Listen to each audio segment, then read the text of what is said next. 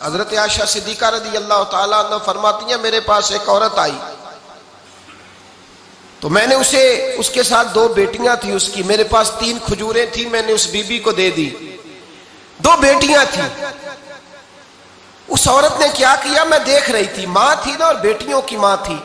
उसने पहले एक एक खजूर दोनों बेटियों के मुंह में डाली और फिर जो खजूर उसके पास बच गई, मेरा ख्याल था ये खाएगी, लेकिन उस माँ ने उस खजूर के 2 टुकड़े किए और वो भी अपनी बेटियों के मुंह में डाले।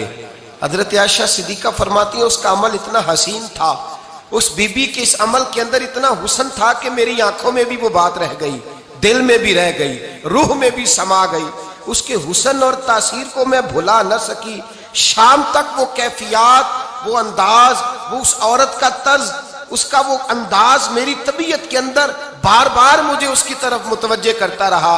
शाम को महबूब तशरीफ लाए, नबी करीम सल्लल्लाहु अलैहि वसल्लम शाम को जब तशरीफ लाए तो हबीब पाक अलैहिस्सलाम को मैंने बतलाया। मैंने कहा हुजूर बीबी आई थी, उसका चेहरा बता रहा था कि भूखी है, लग रहा था कई दिनों से खाना नहीं खाया। 3 खजूरें थी ही मेरे पास 3, 2 बेटियों को दे दी, वो खा सकती थी, लेकिन या रसूल अल्लाह सल्लल्लाहु अलैहि वसल्लम उसने खाई नहीं, वो भी खजूर 2 टुकड़े करके बेटियों में बांट दी है। हजरत आयशा कहती है, देर तक हुजूर मेरी बात को सुनते रहे, देर तक मेरी तरफ देखते रहे, उस तसव्वुर को, बेटी के प्यार के उस जायके देर तक महबूब महसूस करते रहे।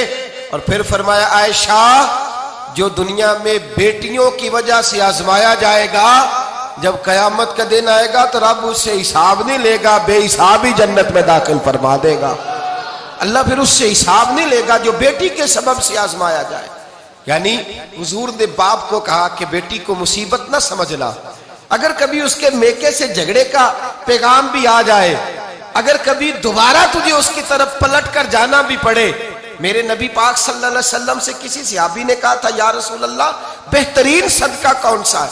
हुजूर बेहतरीन सदका कौन सा है? वो मेरा माल जो अल्लाह के रास्ते में खैरात करूं तो रब मुझे ज्यादा अजर अता करे, वो कौन सा है?